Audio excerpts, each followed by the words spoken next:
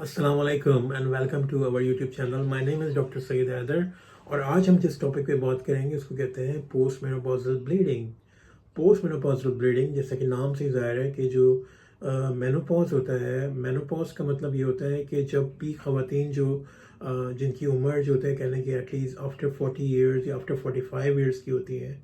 तो उनको जो होता है ना, उनकी जो पीरियड्स जो होते हैं, मतलब जो उनकी जो मेंस्ट्रुअल साइकिल होती है वो जो होता है ना स्टॉप हो जाती है, क्योंकि उनके अंदर हार्मोन जो उस साइकिल को रेगुलेट कर रहे होते हैं, मेंस्ट्रुअल साइकिल को जो हार्मोन रेगुलेट कर रहे होते हैं जैसे कि ईस्ट्रोजन और प्रोजेस्टेरोन, ठीक है, वो जो मेंस्ट्रुअल साइकिल के वो हार्मोन जो होते हैं ना बहुत ज़्यादा कम होते हैं। जब वो उनकी कमी हो जाती है और वो बनना ख़त्म हो जाते हैं तो उसकी वजह से क्या होता है कि वूमेन जो होती हैं उनके अंदर मेनोपॉज हो जाता है। मेनोपॉज यूजुअली डायग्नोज होता है आफ्टर 45 और अराउंड 50 ईयर्स ऑफ एज के ऊपर। सही है। और उनमें यही होता है कि वो आपको बताते हैं कि भाई उनको जो होता है ना तकरीबन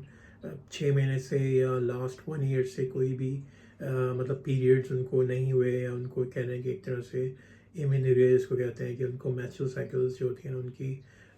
कोई भी उनको मेंस्ट्रुअल साइकिल जो होती है ना उनकी स्टार्ट नहीं हुई या तकरीबन 1 साल हो गया है। तो ऐसे लोगों को मेनोपॉज होता है जिनको उनके अंदर को मेंस्ट्रुएशन नहीं होती, ठीक है। तो कुछ ख़वातीन ये भी कंप्लेन करते हैं कि भाई मेनोपॉज तो उनको हो गया लेकिन फिर ब्लीडिंग उनको होती है। जब ब्लीडिंग हो रही होती है तो जिसको पोस्ट मेनोपॉजल ब्लीडिंग की कहा जाता है, क्योंकि उनको मेनोपॉज तो पहले हो चुका है लेकिन उसके बाद जो ब्लीडिंग हो रही है उनको तो पोस्ट मेनोपॉजल ब्लीडिंग उनको कहा जाता है, ब्लीडिंग कहा जाता है उसको, ठीक है। और ये कि मतलब इसमें ये होता है कि अगर किसी पेशेंट को पोस्ट मेनोपॉजल ब्लीडिंग हो रही है, ठीक है, तो और ऐसे मतलब तो उनको ये चाहिए कि मतलब फ़ौरन अपने जो उनके डॉक्टर्स हैं उनसे कंसल्ट करना चाहिए ताकि वो फाइंड आउट कर सकें कि ये वाकई पोस्ट मेनोपॉजल ब्लीडिंग है या फिर कोई और यहाँ पे ब्लीडिंग जो होती है किसी और वजह से है,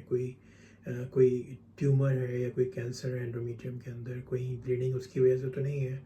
या मतलब पोस्ट मेनोपॉजल ब्लीडिंग का वो मतलब मालूम करना चाहते हैं कि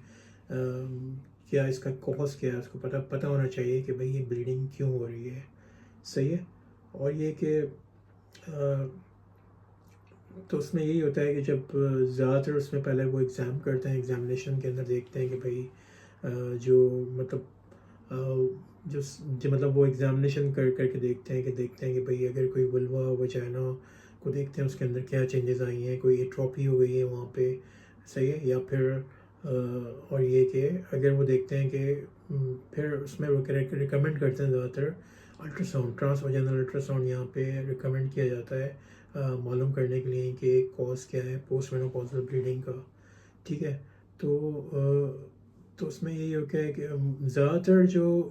कॉज इसके अंदर मिलता है वो ये कि वेजानाइटिस मतलब इन्फ्लेमेशन होती है वेजाना की, जिसको या फिर एट्रोपिक वेजानाइटिस भी कहा जाता है। तो उसकी वजह से भी पोस्ट मेनोपॉजल ब्लीडिंग जो होती है ना मिल रही होती है। लेकिन यहाँ पे इसको रूल आउट करना होता है उनको कि भाई ये कहीं एंडोमेट्रियल कैंसर तो नहीं है जिसकी वजह से ब्लीडिंग होती है। सही। तो ट्रांस वजाइनल अल्ट्रासाउंड जो होता है तो उसके अंदर देखते हैं कि एंडोमेट्रियम की क्या थिकनेस है। सही है। यूट्रस जो होता है उसके ऊपर मतलब कोई फेब्रॉइड तो नहीं है, कोई सबम्यूकस फेब्रॉइड तो नहीं है, या फिर कोई मतलब ये कि कोई ओवरीज के ऊपर पॉलीसिस्टिक किडनी डिजीज़ तो नहीं है, कोई फेलोपियन ट्यूब जो होती है उनकी फेलोपियन ट्यूब नॉर्मल है,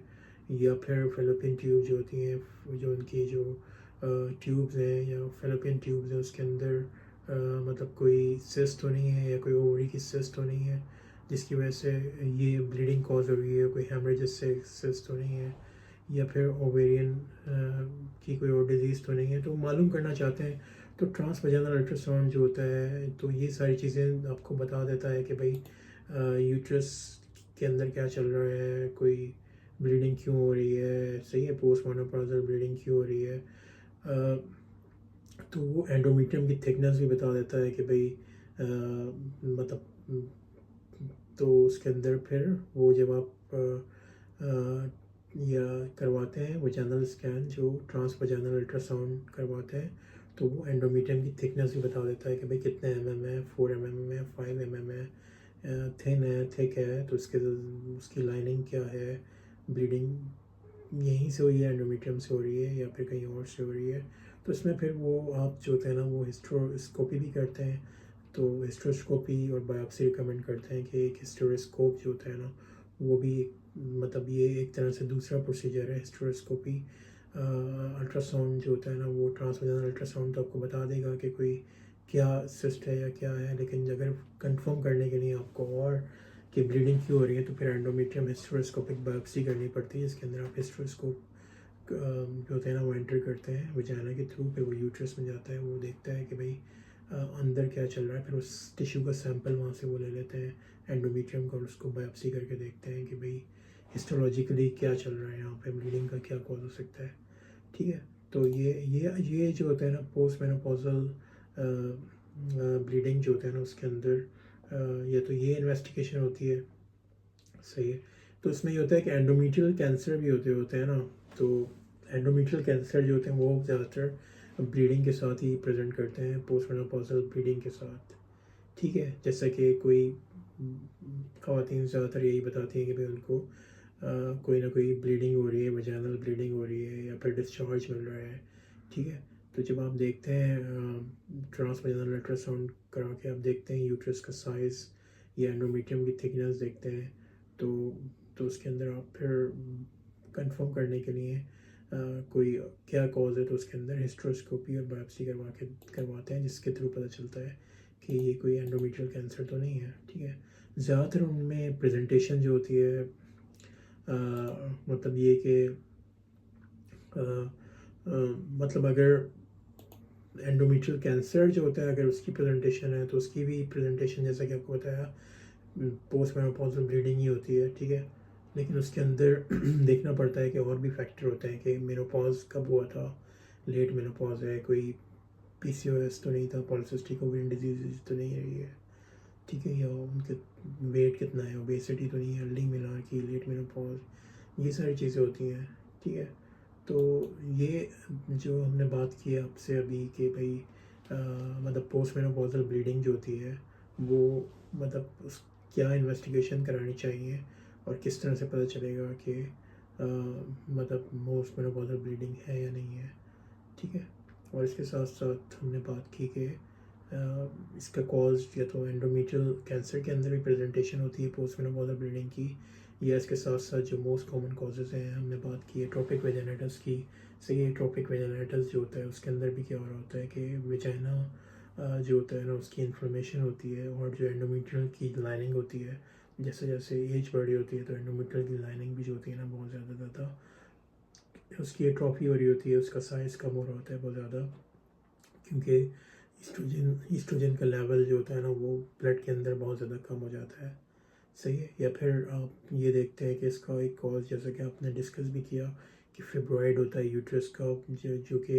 एक तरह से बिनाइन कंडीशन होती है। फिब्रॉइड ये मलिग्नेंट नहीं होता या कोई ट्यूमर नहीं होता, लेकिन एक तरह से बिनाइन ग्रोथ होती है, नॉन कैंसरस ग्रोथ होती है यूट्रस के ऊपर। ठीक है, और इसके साथ साथ और ये कि ऐसी ख़वातीन जो कि हार्मोन रिप्लेसमेंट थेरेपी यूज़ करते हैं जिसको HRT कहते हैं। सही है, HRT hormone replacement therapy use करती हैं, और जिसकी वजह से क्या होता है उनका एस्ट्रोजन का लेवल जो होता है वो ज़्यादा होता है, और इन ऐसे लोगों को जो होता है ना आप कह लें कि और फिर उनका जो एंडोमेट्रियम होता है तो उनका उसका हाइपरप्लेजिया हो जाता है। ठीक है, तो ज़्यादातर जो HRT यूज़ करते हैं उनके अंदर एंडोमेट्रियल हाइपरप्लेजिया होता है, क्योंकि HRT को आप रिप्लेस करें, हार्मोन रिप्लेसमेंट थेरेपी होती है एक तरह से, तो उसके अंदर क्या होता है कि एस्ट्रोजन का लेवल जो होता है ना बहुत ज़्यादा बढ़ जाता है, और वो जो होता है ना एक तरह से कॉज कर सकता है कैंसर यूट्रस का। ठीक है, सही है, तो पोस्ट मेनोपॉजल ब्लीडिंग जो होती है तो ओवेरियन कैंसर से भी हो सकती है, यूट्राइन कैंसर से भी हो सकती है। ठीक है, और इसके साथ साथ ज़्यादातर जो कह लें कि सर्वाइकल जब आप एग्जामिन करते हैं, हिस्टोस्कोपिक एग्जामिनेशन ऑफ हिस्टोस्कोप जब डालते हैं वहाँ पे, और मालूम करने के लिए कि रीज़न मालूम करने के लिए ब्लीडिंग की, पोस्ट मेनोपॉजल ब्लीडिंग की, तो ज़्यादातर सलाइन हिस्टोस्कोपी होती है। आप हिस्टोस्कोप जो होते हैं एंटर करते हैं यूट्रस के अंदर वजाइना के थ्रू, सर्विक्स से होता हुआ, फिर वो मतलब देखता है कि राइट और लेफ्ट साइड के ऊपर जो फोसा होते हैं ओवेरियन फोसा, और वहाँ पे वो मतलब कोई सर्विक्स के अंदर कोई पॉलिप तो नहीं है। अगर पॉलिप है तो उसको आप रेफ़र करते हैं कि इसको पॉलिप को रिमूव कराएं सर्वाइकल के। और वजाइनल और एंडोमेट्रियल की साइज़ देखते हैं, उनकी लाइनिंग सही है। और कुछ लोगों को तो खाली मतलब आप ईस्ट्रोजन और क्रीम ऑफ़र करते हैं अगर आप देख रहे हैं कि बहुत ज़्यादा एट्रोपी है एंडोमेट्रियम की, या फिर उनको जो होते हैं ना वजाइनल पेस्ट्रीज जो होते हैं ना पेस्ट्रीज लगाते हैं अगर उनकी प्रेजेंटेशन इस तरह की आ रही है, ठीक है। और लेकिन बाज़ लोगों के अंदर एंडोमेट्रियम जो होती है ना, जो एंडोमेट्रियम लाइनिंग है, यूट्रस की लाइनिंग है, जो कि मेंस्ट्रुअल साइकिल के अंदर ब्रेक हो रही होती है। लेकिन जब पोस्ट मेनोपॉजल 40-45 के बाद अगर मेंस्ट्रुएशन नहीं होती और कोई ब्लीडिंग हो रही होती है तो उसको मालूम करने के लिए कुछ लोगों के अंदर एंडोमेट्रियम का हाइपरप्लेजिया भी होता है, ठीक है। और ऐसे लोगों को जो होता है ना, आप फिर उनको रिकमेंड करते हैं कि भाई आप फिर उनको यूट्रस को रिमूव कर देते हैं। और कुछ लोगों के, कुछ ख़वातीन के अंदर यूट्रस को रिमूव कर देते हैं क्योंकि उनको बार बार कंप्लेन वो मिल रही होती है कि एब्डोमिनल पेन की और पेन की कंप्लेन मिल रही है, या फिर पेल्विक पेन हो रहा है, ठीक है। तो फिर उनको जो होता है ना, या तो मतलब आप जिनको एंडोमेट्रियल हाइपरप्लेजिया होता है, या तो आप IUCDs ऑफर करते हैं, इंट्रा यूट्राइन कॉन्ट्रासेप्टिव डिवाइसेस जो होती हैं, ठीक है, तो वो हेल्प करती हैं इसके अंदर, ठीक है। या फिर उनको जो होता है ना आपका यूट्रस या सर्विक्स या ओवरीज आप रिमूव कर देते हैं, ठीक है। और ये कि ये इस तरह से गेम चल रहा होता है। पोस्ट मेनोपॉजल ब्लीडिंग का मतलब कुछ भी हो सकता है इसके अंदर। तो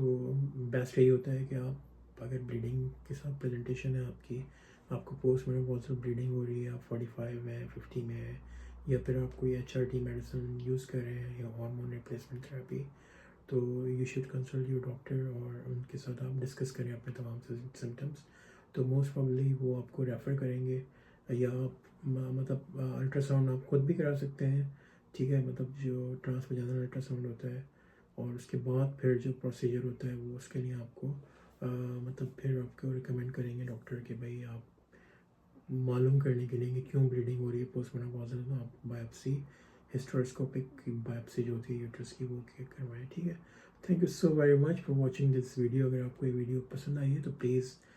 या आपके कोई क्वेश्चन आप पूछना चाहते हैं इस बारे में, तो please feel free to ask any questions, और please subscribe our channel and comment on our video, please. Thank you.